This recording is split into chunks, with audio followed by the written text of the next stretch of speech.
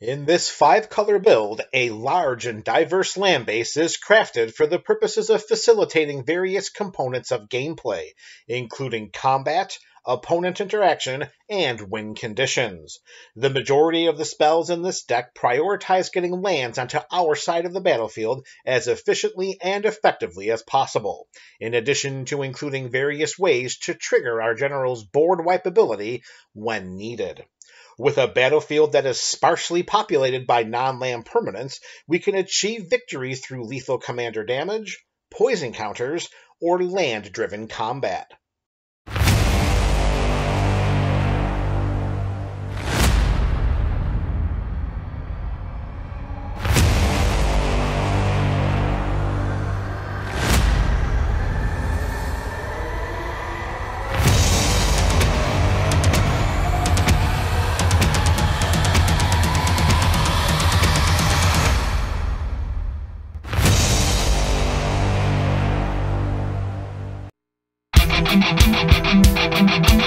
Child of Alara debuted in Conflux and is a 6/6 avatar with trample for Wooburg mana. That's a white, a blue, a black, a red, and a green mana. When Child of Alara dies, we destroy all non-land permanents. They cannot be regenerated. Since our general's death trigger destroys all non-land permanents on the battlefield, our opponents must continually scramble to rebuild their board states. We will not. We will have planned for this inevitability by purposely limiting the number of non-land permanents slotted into the 99 of this deck, which otherwise could be destroyed by Child of Alara's ability. This dynamic allows the versatile land base of this build to take over the game and be utilized in various ways as our win conditions. We begin the 99 of this deck tech with some basic lands. There are 7 forests in this build. As mentioned earlier, we want to put lands onto our side of the battlefield as efficiently and effectively as possible. To achieve this goal, the land base of this deck is tilted towards green for the purposes of casting our various ramp spells early and often. As color fixing goes, both Command Tower and Reflecting Pool add important flexibility for casting our spells and activating the abilities of our lands. Command Tower, the best land in the format, taps to add 1 mana of any color here, while Reflecting Pool should be able to do the same. Now let's include a swath of lands that can be used to sacrifice Child of Alara and trigger our general's board wipe ability. We can tap High Market and sacrifice a creature to gain 1 life. We can tap Phyrexian Tower and sacrifice a creature to add 2 black mana to our mana pool. We can pay 3 mana, tap Mirren the Moaning Well, and sacrifice a creature to gain life equal to the sacrificed creature's toughness. We can pay 2, a black and a green mana, and tap Grim Backwoods and sacrifice a creature to draw a card. Note that these sacrifice abilities can be activated at instant speed, so we can destroy all non-land permanents whenever we choose. For some combat synergies, we can pay a red and a white mana and tap Slayer's Stronghold to give target creature +2/+0, vigilance, and haste until end of turn. By paying 2 a red and a white mana and tapping Sunhome, Fortress of the Legion, we can give target creature double strike until end of turn. For X red and a green mana, we can tap Kessig Wolfrun and give target creature +X/+0 and trample until end of turn. Note that these lands can target any creature and not just ours. However, more likely than not, we are targeting our general with these abilities for the purposes of knocking an opponent out of the game through lethal commander damage. This feat is made easier by including Rogue's Passage and Shizo, Death's Storehouse. If we pay 4 mana and tap Rogue's Passage, then target creature cannot be blocked this turn. Shizo is a little more limited in its unblockable enablement. We can pay a black mana and tap it to give target legendary creature fear until end of turn, which means that this creature cannot be blocked except by artifact creatures and or black creatures.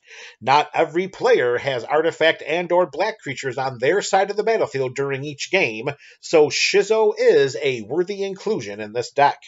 We have ways of interacting with our opponents through our lands as well. We can pay 1 and tap Rishodon Port to tap target land.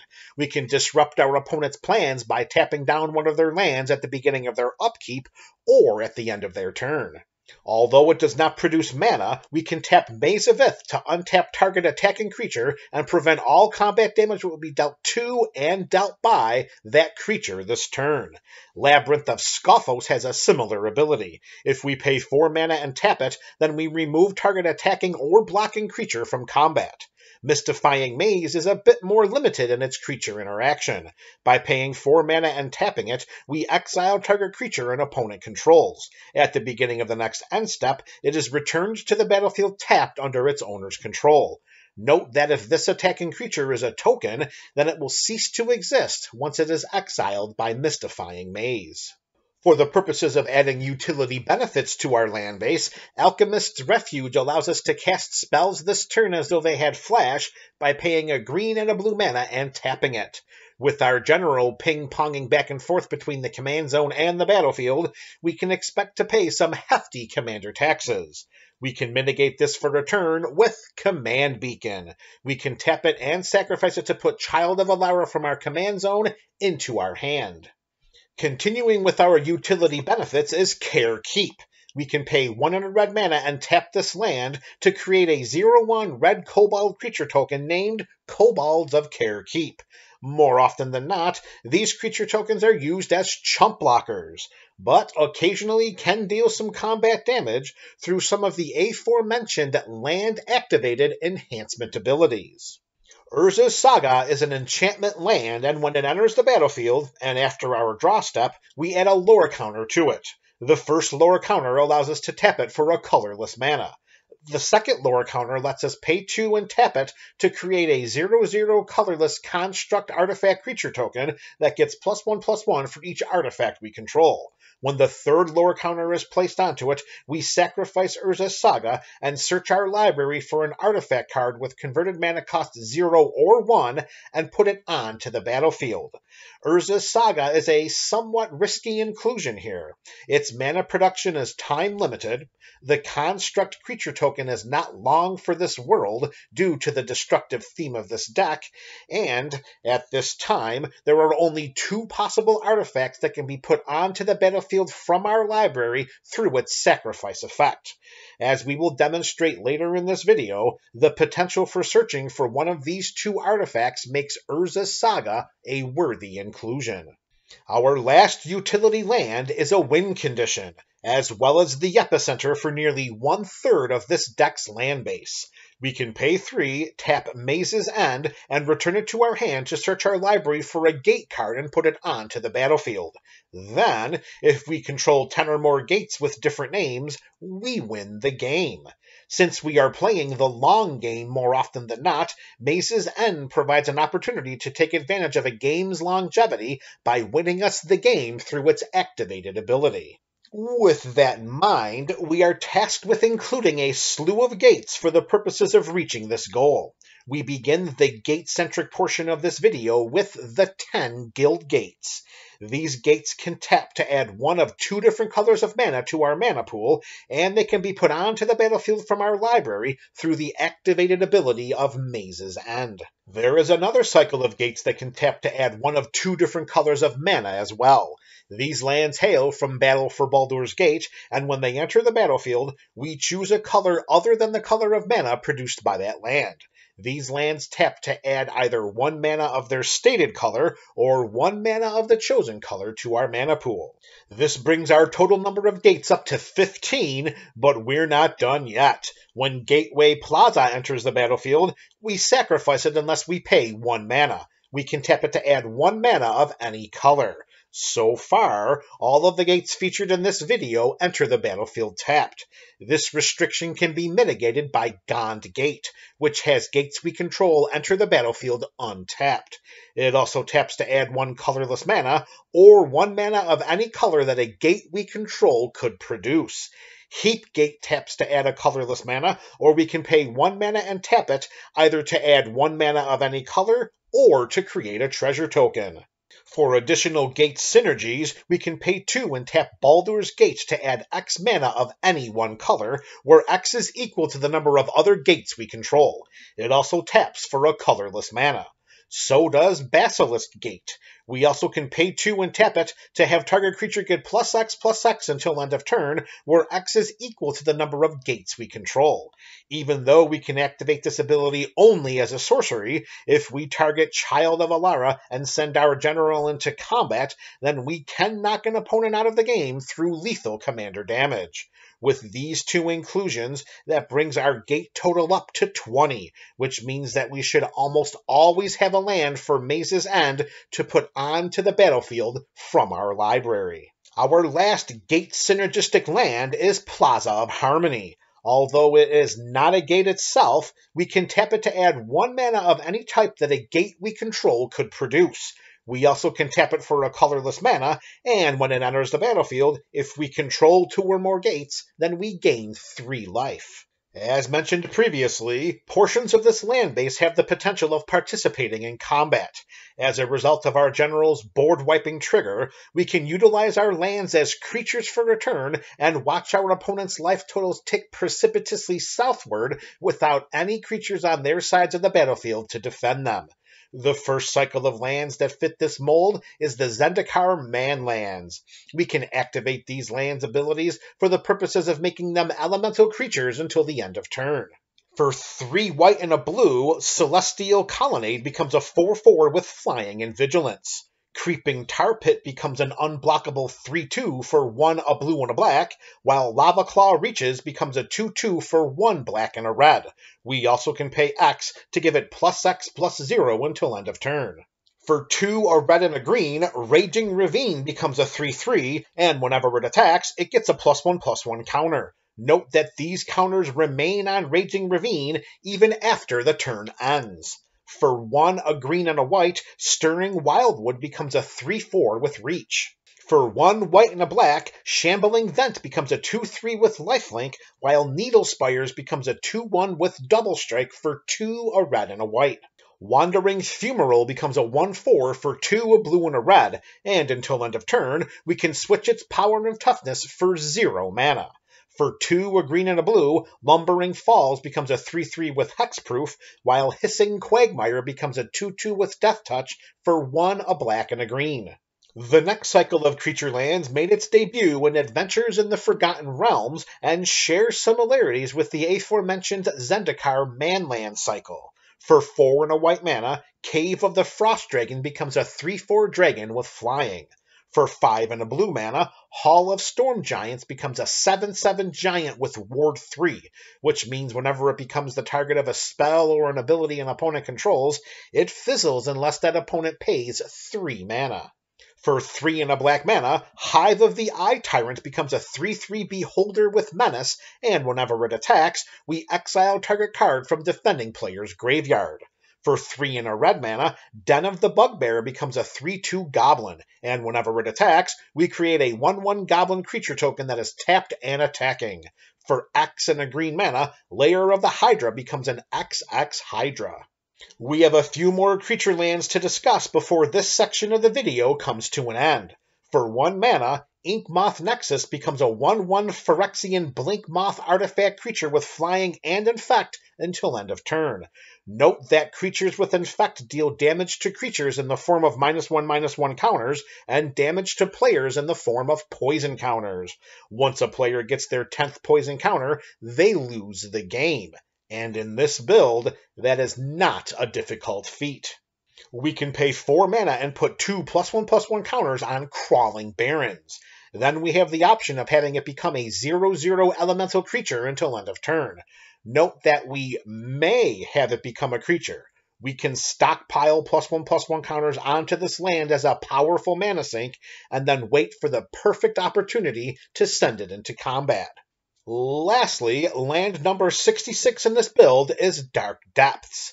It enters the battlefield with 10 ice counters on it. We can pay 3 to remove an ice counter from Dark Depths, and then when there are no ice counters on it, we sacrifice it and create Merit Lodge, a legendary 2020 black avatar creature token with flying and indestructible. With its evasion and indestructibility, we should be able to attack for a considerable amount of combat damage. One-shotting an opponent with Merit Lodge in this deck is very, very possible. With 2/3 of this deck dedicated to lands, we now turn our attention to getting these lands into our hand and onto the battlefield. Open the Gates lets us search our library for a basic land card or a gate card, reveal it, and put it into our hand. We can pay 2, tap Navigation Orb, and sacrifice it to search our library for up to 2 basic land cards and or gate cards, reveal those cards, and put one onto the battlefield tapped and the other into our hand. Both Circuitous Route and Explore the Underdark have us search our library for up to 2 basic land cards and or gate cards and put them onto the battlefield tapped. Sylvan Scrying has us search our library for any land card, reveal it, and put it into our hand. By paying 2, tapping it, and sacrificing it, Expedition Map does the same, and is one of the 2 artifacts in this build that can be put onto the battlefield through the aforementioned Urza's Saga. The ability to tutor for any land in our library is a valuable commodity for this type of deck. Nylea's Intervention has 2 modes from which to choose. Either we search our library for up to X land cards, reveal them, and put them into our hand, or Nylea's Intervention deals twice X damage to each creature with flying.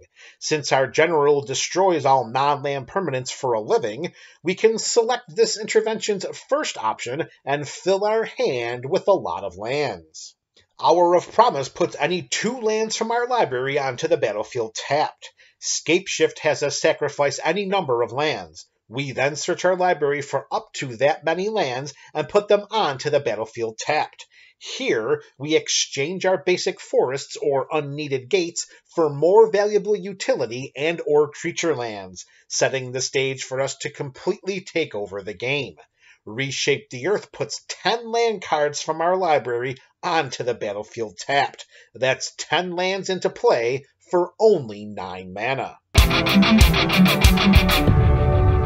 Since our deck is sculpted around a theme that destroys all non-land permanents as much as possible, providing slots in the 99 to soon-to-be-destroyed mana rocks does not provide much value.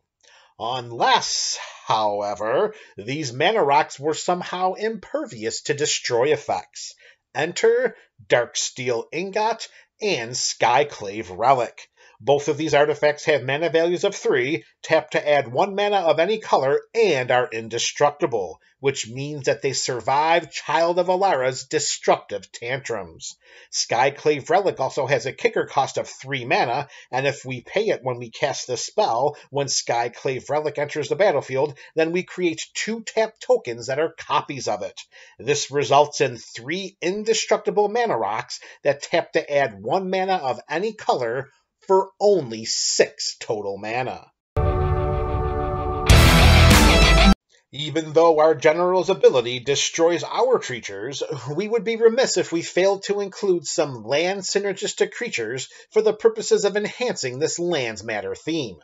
That is, of course, for as long as they're on the battlefield.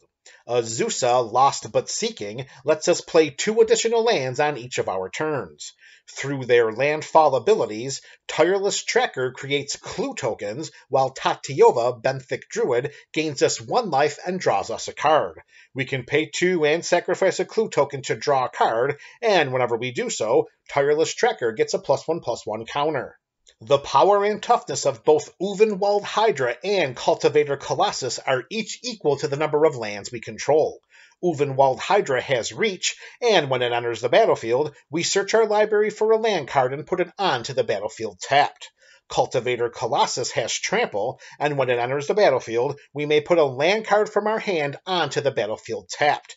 If we do, then we draw a card and repeat this process. These creatures ramp us and make their presence felt in combat due to their robust power and toughness, especially the Trampling Colossus. For some more gate synergies, whenever Nine Fingers Keen deals combat damage to a player, we look at the top 9 cards of our library. We may put a gate card from among them onto the battlefield. Then, if we control 9 or more gates, we put the rest of these cards into our hand. If we don't, then we put the rest of these cards onto the bottom of our library in a random order instead. Keen has evasion in the form of menace and protection in the form of ward, pay 9 life. With 20 gate cards in the 99 of this build, this human rogue has the potential to provide an enormous amount of card advantage. As long as our Chelos Lagoon Mystic is tapped, other permanents enter the battlefield tapped. As long as our Chelos is untapped, other permanents enter the battlefield untapped. Note that these are global abilities and affect our opponent's permanents as well. With a somewhat uneasy percentage of lands that enter the battlefield tapped in this deck, adding our Chelos helps to mitigate the potential loss of tempo. That is, for as long as it's on our side of the battlefield, of course.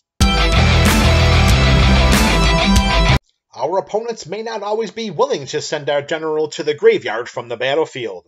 As such, we are tasked with utilizing various ways to accomplish this feat, and as beneficially for us as possible. Village Rites and Corrupted Conviction are the gold standards here. As an additional cost to cast these spells, we must sacrifice a creature, which most likely will be our general. As a result of this dynamic, all non-land permanents are destroyed, and we draw 2 cards. Altar's Reap does the same for 1 more mana, so does Costly Plunder, except it extends its sacrificial cost to include artifacts. Deadly Dispute and Reckoner's Bargain follow suit, while also respectively creating a treasure token and gaining life equal to the sacrifice permanent's mana value. Each of these sacrifice spells can be cast at instant speed, which allows us to control the battlefield and hold our opponents hostage when Child of Alara is in play. Since gates occupy such a large focus of this deck, let's talk about a couple of other cards with gate synergies in the forms of Crackling Perimeter and Guild Summit. If we tap an untapped gate we control, Crackling Perimeter deals 1 point of damage to each opponent. This enchantment is a win condition here, particularly because we have 20 gate cards in this deck and many, many ways to get them onto the battlefield. When Guild Summit enters the battlefield, we may tap any number of untapped gates we control. We draw a card for each gate tapped this way. Whenever a gate comes into play under our control, we draw a card. Our gates become even more powerful through the direct damage and card drawing abilities of these 2 enchantments. That is, for as long as they're on our side of the battlefield, of course. For some graveyard shenanigans, Life from the Loam fits well here. It returns up to 3 land cards from our graveyard to our hand. Through its Dredge 3 mechanic, if we would draw a card, then we may mill 3 cards instead. If we do, then we return this card from our graveyard to our hand. By continuously casting and dredging Life from the Loam, we build a card advantage loop by returning numerous lands from our graveyard to our hand over and over and over again. Bala Ged Recovery and Malakir Rebirth also dabble in graveyard chicanery. Bala Ged Recovery returns target card from our graveyard to our hand. When we cast Malakir Rebirth, we choose target creature. We lose 2 life, and until end of turn, the chosen creature gains, when this creature dies, return it to the battlefield tapped under its owner's control. Targeting our general with this spell prior to sacrificing it should cause high levels of despair and disillusionment in our opponents. As additional lands matter boni, if needed, both the back sides of Bala Ged Recovery and Malakir Rebirth can be played as lands in the forms of Bala Ged Sanctuary and Malakir Mire. We also have some straight from the library to the battlefield tutoring spells in the forms of Crop Rotation and Wargate. As an additional cost to cast Crop Rotation, we must sacrifice a land. But we get to search our library for a land and put it onto the battlefield. Swapping a basic forest or unneeded gate for a more valuable utility or creature land at instant speed enhances this lands matter build even further. With Wargate, we search our library for a permanent card with mana value X or less and put it onto the battlefield. Note that we can pay 0 for X and put a land from our library right into play. We bring this deck tech to a close with the final card of the 99. With more than half of the lands in this deck entering the battlefield tapped, or with the potential to be tapped if certain conditions are not met, Amulet of Vigor is a valuable inclusion here, even if its presence on the battlefield will be short-lived.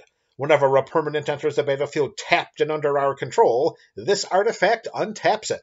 This is one of the 2 artifacts in this build that can be put onto the battlefield through the aforementioned Urza's Saga, and is a very valuable asset for utilizing each land the turn it comes into play. This Child of Alara build has been added to the Burgeoning Commander catalog, and this video also becomes the starting point of a Child of Alara video primer series. These playlist series can be accessed in the description below, on our YouTube page, or at the end of this video. The Burgeoning Commander catalog is my personal collection of EDH decks. A video primer series showcases the continued evolution of a deck through future appearances on the Up and Up series, during which we update and upgrade decks featured on this channel. The full card list for this build can be found in the description, and be sure to share your thoughts about this Child of Alara deck in the comment section below. This is MTG Burgeoning, a channel for all things magic.